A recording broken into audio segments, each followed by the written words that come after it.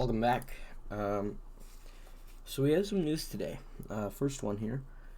Qualifying offers were supposed to be issued. This was the day to issue qualifying offers because free agency is in 2 days. I will be covering Sharks free agency news. Other news, not so much. I think the best people to watch, the hockey guy, Shannon Grav Nathan. He does great stuff. He's always live. He goes live for a long ass time. So he's obviously a resource. Lego Rocks 99. Hot Take Hockey, I believe. I forgot his name. But Justin Vivieros. But yeah. So qualifying offers. Gregor was offered. Noah Gregor was offered the qualifying offer. Aiden Hill was already qualified, and his rights are retained, thanks to Arizona. So thank you to the Arizona management group there. However, who was not, Ryan Donato. Ryan Donato becomes a UFA. He was previously making 1.9. He was having a bit of a decent year, sort of mediocre, but decent enough to justify him coming back. I would say on a limited term for like 2 to 3 million. I think he's still a young forward, and if he can take that next step. But that was what was thought of Mikhail Bodker, was if he can take that next step, then it would be justified paying him a ton of money. Turns out it never was. So there's that. And then the other person that wasn't retained was involved in a trade today. The Sharks have acquired forward Nick Merkley from New Jersey in exchange for defenseman Christian Jarosz, who got some action when Vlasic was hurt. He's the AHL guy. We acquired him from Ottawa, I believe, for Jack Kopaka. But Jarosz, I believe it was Kopaka. But, Carrick. Carrick or Kopaka, one of the two. But we have Jarosz on the team. We have Nick Merkley. We are not offering a qualifying offer, although we have a deal in the works with Nick Merkley. So, interesting trade. The Sharks need some forwards, and I can see why. I don't know if we bring Eklund in year one. I think he stays with his team in the minors, but I don't know if we bring him in year one. I know Ozzy could possibly get some action. Thomas Bordeleau, maybe. Martin Jones. Okay. Everyone in San Jose, everyone Sharks fans, have all been wondering, when is Martin Jones going to leave the team? And I've been wondering that too. So I went into the buyout calculator, courtesy of Cap Friendly. It's $1.6 million, basically $1,666,667 per year for 6 years if Jones were to be bought out this year.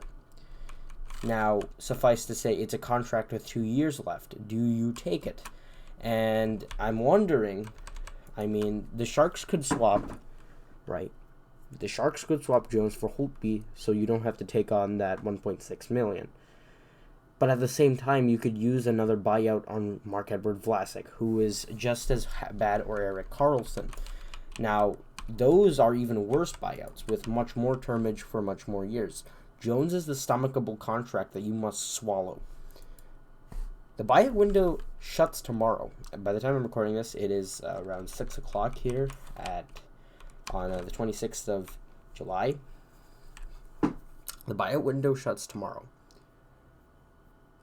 From Kevin Kurz, he has gone on record to say that Jones will not be with the team. They will be getting a veteran goalie to replace him, to tandem with Aiden Hill. We have Ben Gaudreau. We have Alexei Melnichuk. We have Zachary Mond. I believe we also picked up another guy. I'm forgetting who it is, but we also picked up a guy. We picked up a goaltending prospect a while ago to play for us in the AHL, and besides Imond and Melnichuk, I don't know if he's NHL ready. Gaudreau is definitely not NHL ready. I believe we're going to keep him in Sarnia for another year, but yeah. Another popular, obviously, I mentioned Marc-Edouard Vlasic, him being a popular buyout. I don't know if you buy out Vlasic because look at Jake Virtanen. He got bought out by Jim Benning, who also signed him rather than signing. They didn't even issue a contract to Tyler Toffoli, but they signed up Vlasic, right? And Toffoli went to the Stanley Cup final the next year. That's exactly what happened with Erik Karlsson, is they offered him. They did not offer Joe Pavelski, and Pavelski went to the Stanley Cup final the year afterward. Now, I'm not saying that Karlsson will get bought out. I think he's going to get bought out eventually. Not now, because that's $11.5 million. That is deadly money.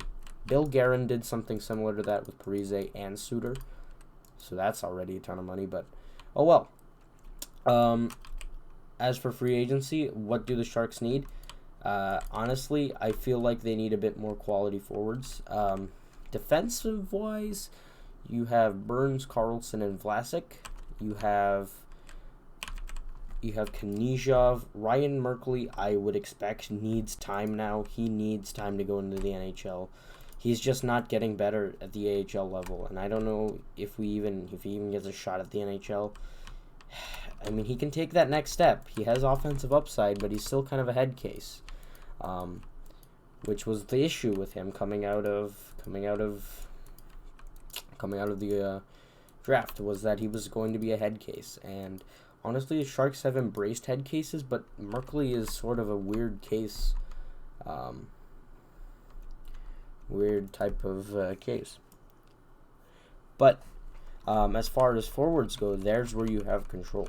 You can trade guys like Timo Meier or Kevin Labanc and get, or Tomas Hertl, and get like quality picks or quality forwards. I would be targeting Philip Danault. He's a really great shutdown forward. He shut down Vegas.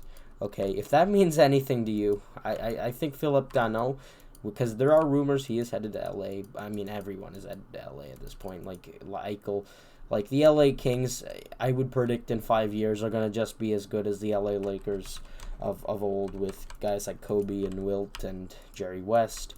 They're going to have Jack Eichel, Turcotte, Byfield. They're gonna have a lot of guys, but the Sharks though need to target quality forwards. If they can get a better goaltender than Martin Jones at a shorter term, I don't know if I can trust Doug Wilson with that. But yeah. Anyway, I will have news for you tomorrow. Sorry for the late stuff today. I was busy, so I will see you tomorrow. Bye bye.